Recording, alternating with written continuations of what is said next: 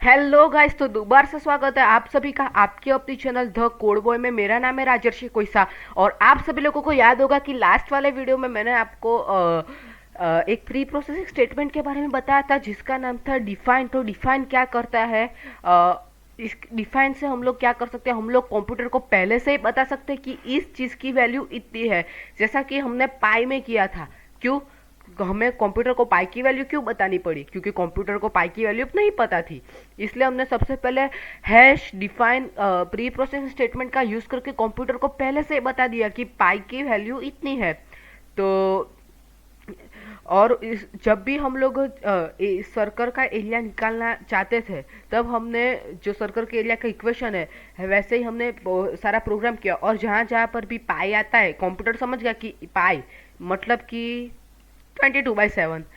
और इसका मतलब क्या होगा? कंप्यूटर उतनी वैल्यू हमारी समझ गया, और कंप्यूटर ने अपने आप से जो भी कैलकुलेशन होती है वो हमें करके दे दी। तो आई होप कि आपको वो समझ में आ गया होगा। उसकी मैंने आपको एक एक्सरसाइज भी दी थी, वो भी आपने कर ली होगी।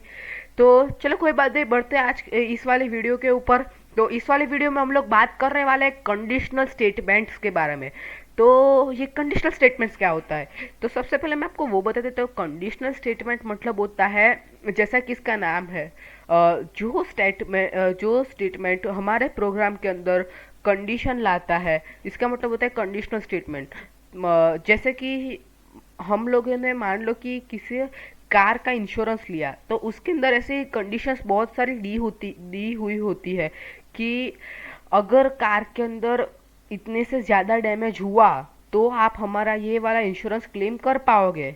लेकिन अगर कार के अंदर इतने से कम डैमेज हुआ तो आपको ये इंश्योरेंस नहीं मिलेगा, ये छोटा सा ही डैमेज है। तो वैसे ही कंडीशंस होती है इसके अंदर भी। तो आई होप कंडीशनल स्टेटमेंट का मतलब आप समझ गए होंगे। मैं आपको प्रोग्राम करके बताता हूँ, उसके अंदर आपको डिटेल में ज़्यादा अच्छे से समझ में आएगा।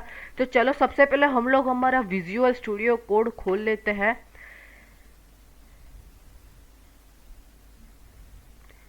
ओके, तो विजुअल स्टूडियो कोड के खुलते ही हम लोग हमारे सबसे पहले एक फाइल बना देते हैं। और आज मैं बनाने वाला हूँ 1.c। पता नहीं मैं हर बार एक ही नाम क्यों रखता हूँ, पर कोई बात नहीं, 1.c रख सकते हो क्योंकि वो वाली फाइल मैंने डिलीट कर दी थी।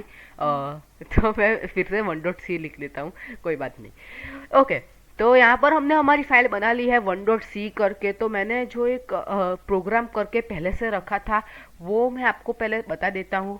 तो इस आज सिर्फ आप इफ, एल्स इफ और एल्स के बारे में समझिए। बाकी की बातें हम लोग बाद में करेंगे, प्रोग्राम्स हम लोग नेक्स्ट वीडियो में सीखेंगे। ये थोड़ा सा लंबा चैप्टर है, तो कोई बात नहीं, मैं आपको सब सिखाऊंगा बारी बारी पूरा।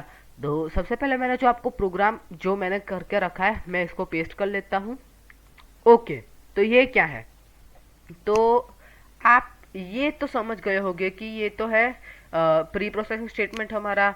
ये इंट में फिर अपने एक नंबर नम कर कर जो एक इंटीजर लिया है, आप उतना तो समझ गए होंगे। इसके बाद आप समझ गए होंगे कि ये प्रिंट एफ, स्कैन, ये सारी चीज़ें मैंने आपको बताई हुई है। और ये मैंने कमेंट की है, true if number is perfectly divisible by 2। Okay, तो ये क्या है? और उसके बाद ये जो मैंने लिखा है, if num percentage 2 equal to 0। और उसके बाद ये मैंने प्रिंट लिखा है। ये सब क्या है? तो हम लोग पहले वो समझ लेते हैं।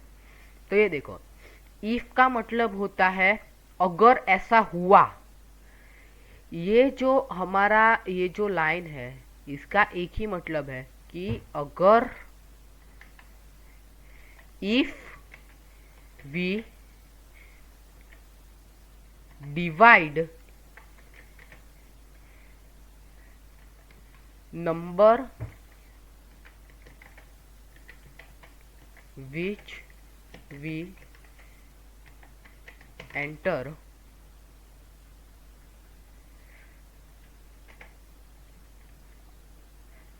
इसको मैं ब्रैकेट में लिखता हूँ,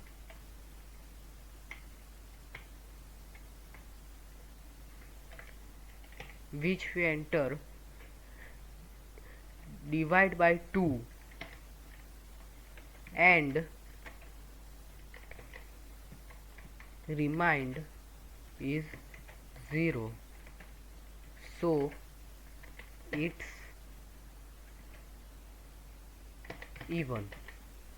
ओके, तो ये क्या है, इसका मतलब यही होता है, इफ का मतलब होता है अगर, अगर ऐसा हुआ तो क्या हुआ, तो हम लोग जो नंबर एंटर करेंगे उसको हम लोग 2 से डिवाइड करेंगे। ये जो परसेंटेज की साइन है वो 2, वो डिवाइड में आता है इसमें, तो उसके अंदर आप कंफ्यूज मत होना। और हमारा जो आंसर है डबल इक्वल टू है, इसका मतलब होता है equal to, double equal to का मतलब होता है इक्वल टू, तो इसमें भी आप कंफ्यूज मत होता। उसके अंदर थोड़ी सी चीज़ें सारी अलग है, तो वो मैं आपको सारी बाद में डिटेल में सब सिखाऊंगा, आप उसकी चिंता मत कीजिए।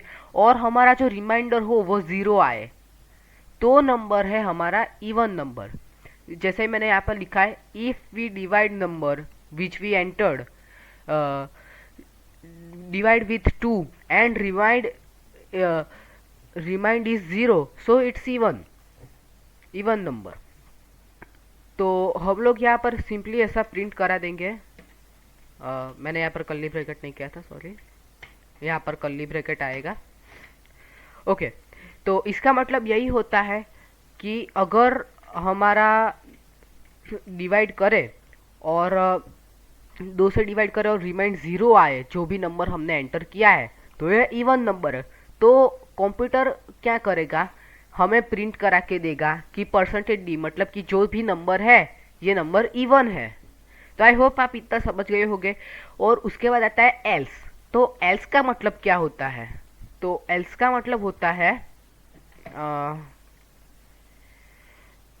अगर ये जो हमने इफ डाला है, ये वाली कंडीशन इसके अंदर फुलफिल नहीं होती, मतलब कि हमने जो नंबर डाला है उसको हम 2 से डिवाइड करें और हमारा रिमाइंडर 0 नहीं आता है, तो ये बन जाएगा ऑड नंबर।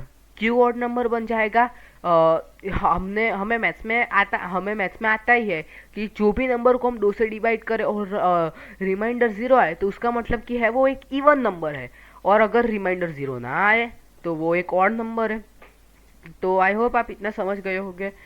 तो मतलब कि ये जो एल्स है, इसका मतलब यही होता है कि जो इफ वाली कंडीशन है वो फुलफिल ना हो तो क्या हो। तो मतलब कि यहाँ पर लिखा है, जो देखो इफ वाली कंडीशन अगर फुलफिल होगी तो कंप्यूटर हमें प्रिंट कराएगा कि ये एक इवन नंबर है। पर अगर ये वाली फुलफिल ना हो तो एल्स का मतलब है अगर ना हो तो कंप्यूटर हमें प्रिंट कराएगा कि एक और नंबर है। तो चलो हम लोग सबसे पहले इसको सेव कर लेते हैं और हम इसको रन करा के भी देख लेते हैं। gcc1.c, okay, ./a, okay. और यहाँ पर हमसे कंप्यूटर का इंटीजर मांग लेता है। तो मान लो कि हम लोग 5 लिखते हैं, 5 एक ऑड नंबर है, हम सबको पता है। जो ये देखो कंप्यूटर ने हमें बता दिया कि 5 इज ऑड। और मान लो कि हम एक इवन नंबर डाल के देख लेते हैं, जैसे कि 10 डालते हैं, तो कंप्यूटर ने हमें बता दिया कि 10 इज इवन। कैसे बताया, उसने डिवीजन किया और रिमाइंडर 0 आया, तो कंप्यूटर को पता चल गया हाँ भाई ये तो एक इवन नंबर है। और हमारे 5 वाले केस के अंदर क्या हुआ कि नहीं, हमारा रिमाइंडर तो 0 नहीं आया, इसका मतलब कि ये एक ऑड नंबर है, तो हम ये डिस्प्ले कराएंगे कि this is a odd number. तो इसके अलावा एक और चीज़ भी आती है इफ और एल्स के अलावा, वो होती है एल्स इफ। इसके अंदर अभी हम लोग ज़्यादा डिटेल में नहीं जाएंगे, मैं आपको थोड़ा एल्स इफ के बेसिक बता देता हूँ कि एल्स इफ होता क्या है। एल्स इफ, ओके, तो सॉरी, एल्स इफ। तो एल्स इफ क्या होता है, यहाँ पर तो सिर्फ 2 ही कंडीशन थी। अगर ऐसा हुआ तो अगर रिमाइंडर 0 आया तो इवन होगा, और अगर रिमाइंडर 0 नहीं आया, इसके अलावा दूसरा कोई आया, तो वो नंबर ऑड होगा। तो एलसीफ क्या करता है कि मान लो कि ऐसा 3 केस हो, इसके अंदर तो सिर्फ 2 ही केस पॉसिबल थे, या तो रिमाइंडर 0 आएगा या तो नहीं आएगा। पर मान लो कि हम लोग एक ऐसा प्रोग्राम बना रहे हैं जिसके अंदर हम चाहते हैं कि हम डिस्प्ले कराए कि नंबर पॉजिटिव है, नेगेटिव है या तो 0 है। तो इसके अंदर 3 केस हो सकते हैं, या तो नंबर हमारा पॉजिटिव हो सकता है, या तो नंबर हमारा नेगेटिव हो सकता है और या तो नंबर हमारा ज़ीरो हो सकता है। तो ये एल्स इफ जो होता है वो इफ के बाद आता है। ये जो इफ हमने बताया, इफ मतलब हमारी एक पहली कंडीशन है। पहली कंडीशन अगर ऐसा हुआ तो ऐसा होगा, और उसके बाद आएगा एल्स इफ।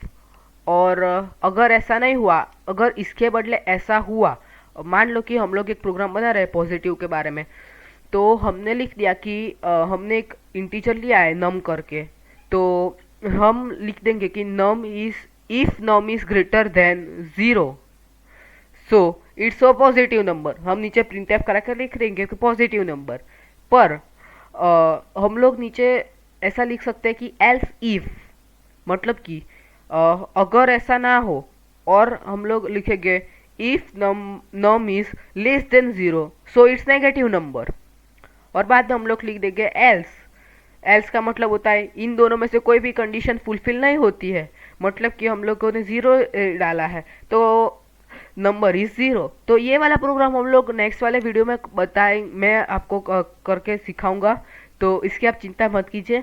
और मैंने आज आपको सिर्फ इफ, एल्स और एल्स इफ के बारे में मुझे आपको थोड़ा सा सिखाना था। उसके बारे में मुझे आपको थोड़ा सा ब्रीफ देनी थी, कंडीशनल स्टेटमेंट के बारे में थोड़ा बहुत बेसिक सिखाना था। तो ये मैंने आपको सिखा दिया, और नेक्स्ट वाले वीडियो से हम लोग इसके प्रोग्राम्स करेंगे। तो बस आज की इस वाले वीडियो में इतना ही। मैं आप लोगों से मिलूंगा नेक्स्ट वीडियो में।